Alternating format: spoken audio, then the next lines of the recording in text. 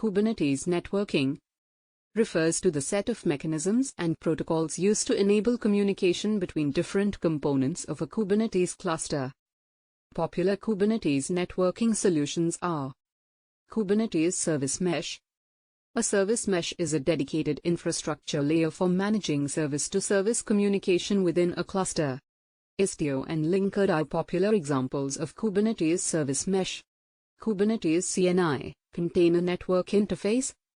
CNI is a specification that defines how networking plugins interact with container runtimes to enable networking for Kubernetes.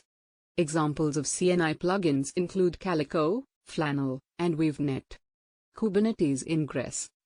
Ingress is a Kubernetes resource that allows external traffic to access services within the cluster. Ingress can be used to manage SSL termination, virtual hosting, and URL-based routing for incoming traffic.